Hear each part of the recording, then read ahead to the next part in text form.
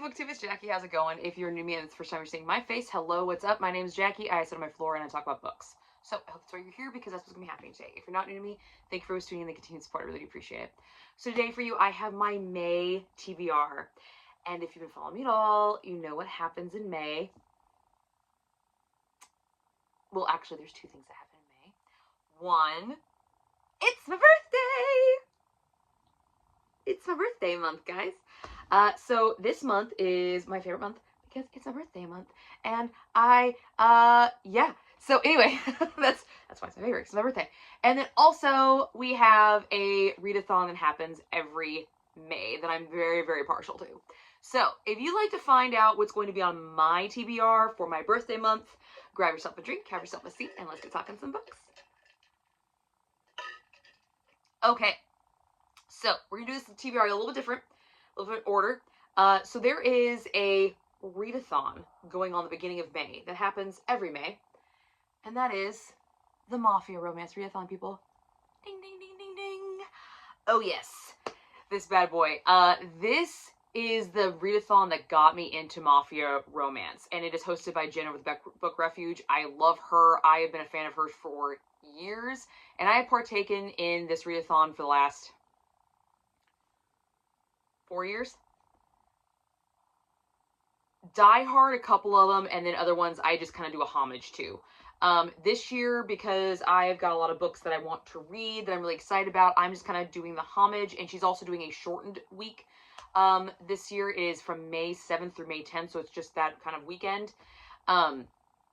So I don't read fast enough to read a crap ton, to be able to black out a bingo board or anything like that. So I have grabbed 2 Mafia books that I would like to read, you know, in that time frame, maybe a little before, maybe a little after, but just kind of homage to this readathon. Mafia Romance is my favorite genre of dark romance, okay? I love it. I think I was a mobster's wife in a past life. I don't know why I'm drawn to them as much as I am, but I am. I've watched so many Mafia documentaries. I like Mafia Romance. I like Mafia history. I like learning all these different types of things about Mafia, Italian, Bratva, Greek, you know, all the different types. All of them. I like it. Even the Irish stuff, because, you know, Irish. But, so I'm very much drawn to this, and I don't have a very large collection anymore because I did get rid of some books, but I've got some decent ones, and most of the collection I have, I've read. There's only a few on here that I haven't read of my collection now, so it's making it a little bit more difficult to find books. That means I have to go buy some. But there are 2 on my list that I have not read, and that's a shame. So we're going to rectify that this month. So the very first Mafia Romance readathon I ever took part in, I read J.T. Geisinger's Brutal Vows, which is the first installment of the Queens and Monsters series. And I never finished that series. Last year, I picked the 3rd book to read, and I never got to it. So I'm putting it back on, and that is Savage Hearts by J.T. Geisinger. And here you go. This is Spider. And he's a Bratva. Looks Italian, but he's Russian. So, yeah. I'm excited. I really like J.T. Geisinger's smut, her spice. I have a really good time with it. I adored Brutal Vows, and Carnal Urges don't even get me started. That book was fucking stellar. Okay? Declan for the fucking win. Daddy Declan. Okay? Thanks. Still a fave of mine. So I'm really hoping that Spider becomes a favorite as well. So we're gonna give him a shot, but look at him. Isn't he just, oh, isn't he just pretty? I love it. I love you. Yep, I do. Thank you. So, yeah, this is one of my first ones for the Mafia Romance Readathon. I don't know what prompts it's going to hit, so that's why I may do the prompts. I may not, but I'm mostly just doing kind of for the nostalgia and the feel, because this is my girl. Jen is my girl. Like, I have modeled a lot of my stuff on my channel after her. The weekly wrap-ups that I do were actually started because I saw her do them, and I really enjoyed that idea and that concept. It also helped make the wrap-ups at the end of the month a lot easier because I could remember everything I was talking about. And I just really, really enjoy her content. So if you're not familiar with Jen of the Book Refuge, I will link her down in the down box below. I don't get to talk to her as often as I'd like to, but I still love you, Jen. You're still my girl, and you're still a rock star. I love you, and you're doing a kick-ass job. She actually does do this professionally as well, so go check her out and help her become a YouTube sensation, because she already is a sensation in my book. So, yeah, this is Savage Heart by J.T. Geisinger, first one on the list for the Mafia Romance Readathon. The next one is one that I've had for a long time and I have not read. So this year I have been getting some books off that have been on my shelves for a while. I've been getting them off. So I decided to do that with the Mafia Romance Readathon, and that is Maggie Cole's Ruthless Strangers. This is the first installment of the Mafia Wars series. This is a long series, and I only own the first book. I don't remember if this is Italian or Irish. I can't remember. I at one point in time knew, but I don't anymore. But that's okay. That's okay. I know Maggie Cole has a really, really devout following, and she writes stellar books. I've never really heard anybody like diss her, so I'm excited. I have a feeling that May 7th through May 10th is definitely going to be a very spicy weekend for me, for sure. So, yeah. There we go. There's my Mafia Romance Readathon books, boys and girls. My men. God, I love Mafia. God, I love it. I do. I just do. I do.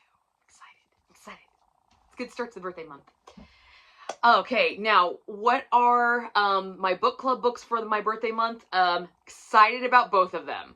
Really excited about both of them. Can't wait. So, the first one is just because it's on top, is the Francine Rivers Book Club, which is hosted by FirstLadyReads, and I'll link her channel down box below.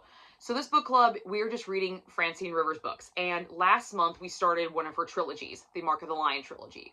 The first one, A Voice in the Wind, it was 5 stars for me. So I'm super excited that she kept the trilogy together. So in this month, I get to read An Echo in the Darkness, Mark of the Lion, Book 2. Okay, so on the cover, I'm assuming this is Marcus. I have a feeling this is Marcus because I think the other guy, based on the description, is Atreides. I am dying to know what happens in this book, because that cliffhanger in the first one, get out. What? Are you serious? I'm so excited to jump right back into this world. Luckily, I finished the first book towards the end of the month, so I didn't have to wait very long for this. I was very, very happy about that, but I am super, super excited. So, quick synopsis without ruining the first book. The first book is A Voice in the Wind. We follow 3 main characters: Hadassah, Marcus, this guy, and Atreides. Hadassah is a Christian who was living in Jerusalem when it was sacked by Rome, and they took her thinking she was a Jew and was going to sell her as a slave. She is sold to the Valerian family. He is the eldest son of the Valerian family, and given to his younger sister, Julia. Okay? In comes him. He's the eldest son. He's a Roman by birth, natural Roman by birth. So he is all about whatever brings you pleasure, whatever brings you happiness, go and do it. Forget all the rest of that shit, and let's just make some money. So basically, he's the Roman version of a fuckboy. Okay? Like, that's the easiest way to explain him. And then we also have Atreides. Atreides, I think I'm saying his name right. He was conquered by the Romans as well, and he was sold into slavery, but he was sold into slavery to be a gladiator. So we've got a slave, a house slave, we've got a Roman, and we've got a gladiator. Now, some stuff happens with our gladiator that really crosses paths, because all 3 of these lives intertwined in faith, blood, and love, and it was just so good. But I seriously want to smack Julia, his sister, in the face. Like, that girl has a very big hole to climb herself out of, so I'm really hoping Francine knocks out of the park. I'm really anxious to see her trajectory and see what she does with Julia, because she had her sink so low that I'm like, how are you going to redeem this character? Or even, are you going to redeem this character? My only fear going into this installment is because what happened at the end of the first book, I have a feeling that this book is going to be, my characters are not going to be together until very close to the end. It's going to be the journey book, kind of like a lot of second installments are, especially with there's massive storylines. But it's not like a physical journey. I feel like it's more of an emotional journey. So that might be a little bit different, but I'm worried that I'm not going to see my connections that I loved so much in the first book because of where they're located, where they're starting in this book. So I'm really anxious to see what she does and how she breaks it out of the park, because there's a third one to this as well. So the story's not over. So they might not even get like reunited in the book, for all I know. I don't know. Or other stuff could happen, because, you know, it is Christian historical fiction. Okay? And I was telling this to my daughter. I'm like, authors aren't going to kill off their main characters. This whole religion that they're following and they're talking about is about a dead guy. So, like, it's completely plausible that we can do this. It's plausible. So, I don't know what's going to happen, but I'm very, very excited to pick it up. I'm super excited. I'm so glad that I'm finally reading this series. It's been on my list. It's been my TBR for going on like 10 years now. So I'm very, very excited that we're hitting it. Now, for my Black Hat book coven, book of the month, it is actually my pick. Becky let me have May because it's my birthday. And I have to tell you, the last 4 months, shut up. Stellar freaking picks. All of us are on a roll for our picks. Honestly, I think my pick was probably the lowest, and it was still high out of the 4, if I remember correctly. But yeah, I am super, super excited. Like, we are hitting the books are hitting right. They're feeling good. We're showing up to all the live shows. We're getting all the reading sprints. We are on a fucking roll, guys. Okay, so let's just keep this ball rolling. Let's keep it going. And I'm hoping I picked a good one. I'm really excited about this. This is A Resistance of Witches by Morgan Ryan. Okay, this is World War II with witches. So we have our main character of Lydia, who enters the Royal Academy of Witches, and Hitler's army is rampaging across Europe. And it's her job to locate this book before Nazi witches intercept it. But there's a problem because there's an issue with the book that you have to survive itself. So I love when authors take witches and put them in historical context. Like, this is giving me the vibes of Once and Future Witches by Alex Hare, which is one of my favorite books. When I picked this up, that's where my mind went, and I like this concept. I like this trope of throwing witches into historical circumstances, this historical fantasy, if you will. And I'm really having a good time with this kind of genre, so I'm really, really excited about this one. Our reading sprints are May 10th, and our live show is May 24th. The live show will be on my channel. The sprints, it's on the card. I can't remember who is hosting the sprints. I think it might be Becky. I think it might be Becky, but yeah. So definitely want to check that out with us. If you are new to me and you do not know who the Black Hat Book Coven is, you're probably going to go, who the fuck is Black Hat Book Coven? That's my online book club that I am a member of. I've been a member of for quite some time now. We've been around for a hot minute, guys. Hot minute. And it is Becky from FirstLadyReads, Kristen from Kristen's Craves Books, and Laura from A Cozy Side Quest. And I'll link all their channels in the down box so you can go check them out. We meet twice a month. We do reading sprints and then a live show, and we pick a book that is witchy. And it's my month to pick. And this is the one I picked, and I'm really, really excited about it because we are on a roll with the books, guys. On a freaking roll. On a freaking roll. Super excited.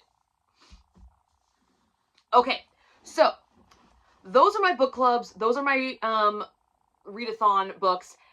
The next round of books are just books that I'm excited about and I want to read, and it's my birthday month, and I want to read stuff that I'm excited about because I have had a really good reading year so far. I am banking the 4 stars.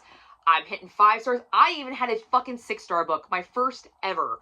So I am on a fucking roll for reading, and I want to keep this momentum going. I want to keep it going. So if it does not excite me right now, I wasn't picking it up. So I picked up books that I looked at, I'm like, I know I'm going to love this. I'm excited. Let's fucking go. So, here's what I got. Okay, so the first one is The Amalfi Curse by Sarah Penner. I have read all of Sarah Penner's work, and I have loved every single one of them. Both her books are 5 stars for me. So this one I doubt is going to be anything less than that. And this is actually my autographed copy. Laura actually got this autograph when she went to the signing. Sarah Penner was at the location where she worked, and she got the book and had it signed for me. So this book came out last year, end of the year before. So I'm just going to read you the insert, the stuff. Yeah. Powerful witchcraft, a hunt for sunken treasure, forbidden love on the high seas, beware the Amalfi Curse. Haven Ambrose, a trailblazing nautical archaeologist, has come to the sun-soaked village of Pastiano to investigate the mysterious shipwrecks along the Amalfi coast. But Haven is hoping to find more than old artifacts beneath the azure waters. She is secretly on a quest to locate a trove of priceless gemstones her late father spotted on his final dive. Upon Haven's arrival, strange maelstroms and misfortunes start plaguing the town. Is it nature or something more sinister at work? As Haven searches for her father's sunken treasure, she begins to unearth a centuries-old tale of ancient sorcery and one woman's quest to save her lover and her village by using the legendary art of Strigheria. Strigheria? I'm going to write the word right here. There you go. I don't know how to say that. But it is the magical ability to harness the ocean. Dope power. Dope. Could this magic be behind Positano's latest calamities? Haven must unravel the Amalfi Curse before the region is destroyed forever. Ah! So good. And look at this book! Look how fucking pretty it is. Oh my god, this braid edges. The gorgeous end papers. Like, get out. What's the cover? Simple. Very striking. I love it. Oh, there's a hand here. I don't know if you noticed that. I just noticed that. That's cool. Let's see if the back is any different. It's the same. The back is the same. So, the only thing, her other 2 books, which are The Apothecary Curse and The London Seance Society, they are not interconnected. This is not connected as well. However, she did write a novella that is an audio novella. It's right here. I think it's The Fortune Teller's Wife. I think that's what it is. And the Amalfis are mentioned in it. I don't know if you have to read that to understand this book. Just a heads up now. I'm letting you guys know if you see this, you're like, oh, that looks really interesting. Check this out. It's super, super short, and it's on Audible. And I think it's also on Kindle. It literally took like a couple hours, like tops. But it's not about this per se, but it's the Amalfi sisters are mentioned. So I don't know if it's tied in at all. This feels like it's taking place well before this story takes place. I just want to make you guys aware of it, so in case you do decide to pick this up because you saw me reading it and you want to read it with me, you might want to be aware of it. And I have read this. This was 5 stars from me last year, so just an FYI. Okay, so the next book is the sequel to a series that I started at the beginning of this year, and I laughed my ass off.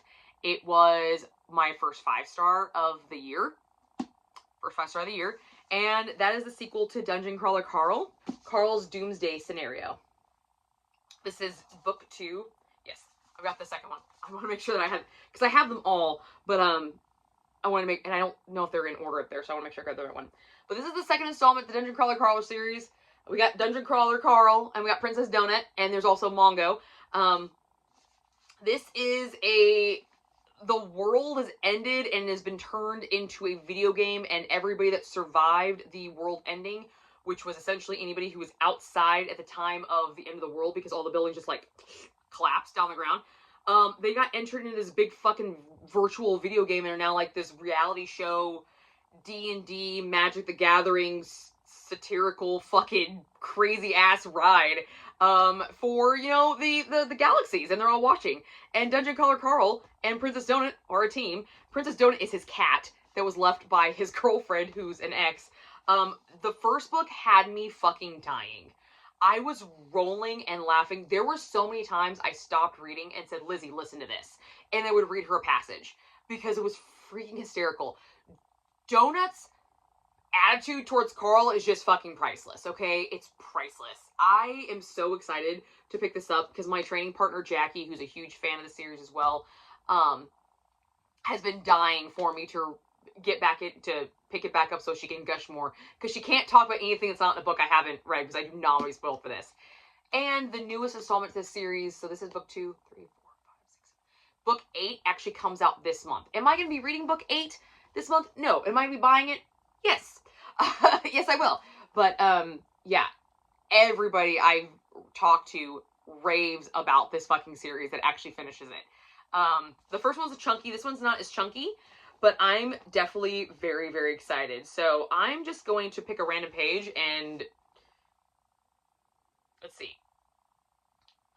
You've been stunned. You have been paralyzed. You have been rendered unconscious. Why do you got to get killed? You ain't so little as mice. I didn't bounce you that hard. Okay. All right. Oh.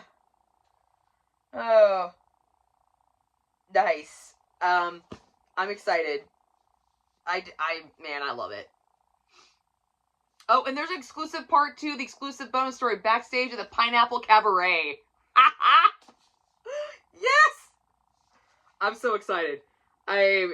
You don't understand, like, how excited I am for this book. Like, this series is fucking hysterical. So, this really set the tone for the year for me. Let's see what the cover says, because the first one said something. So this is boom! I fucking love it. I love it. There's just so many D&D references, so many video game references, so many nerd references in this book that, like, anybody that watches pop culture at all is going to find something in this book to fucking laugh at. Or has any, like, nerd fandom whatsoever is going to laugh at something in this book. I'm just super ecstatic.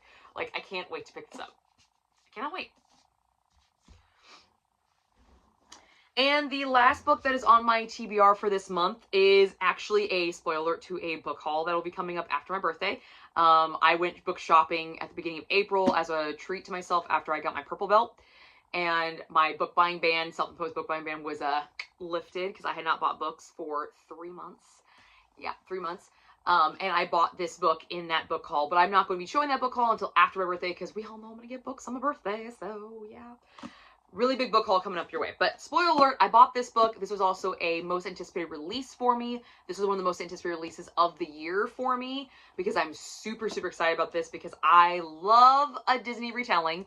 We all know I do, especially when it's a villain origin story. And this is Rochelle Hockhauser's Lady Tremaine. Yeah. Look at this cover. Look how pretty it is. Oh my god, love it. I love it. So, if you are not familiar with who Lady Tremaine is, and you should, Lady Tremaine is the evil stepmother in Cinderella. I, myself, am a stepmother. I have a cat named Charlie, who loves me, and Elizabeth is the spare human. Okay? And Charlie was supposed to be hers. I feel really bad. But Charlie picked me. But Lady Tremaine does not get a lot of love, okay? She doesn't have a large part in Cinderella, but there was a Lady Tremaine before Cinderella's dad came into the picture. Okay? There was. And I want to know who she is. So I'm really excited to find that out. So we're just going to read the stuffies. Cinderella gets the Maleficent treatment in the darkly sumptuous and deeply addictive Lady Tremaine, which reimagines the classic fairy tale from the eyes of its villain. She's a heroine to root for with every turn of the page, and Hockhauser, I am so sorry if I'm saying your fucking name wrong. I know I am. I apologize. Is a major new talent. Twice widowed, Lady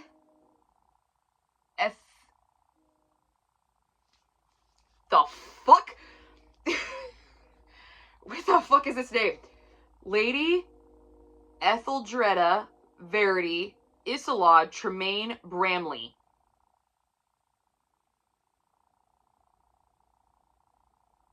Get fucked on that name.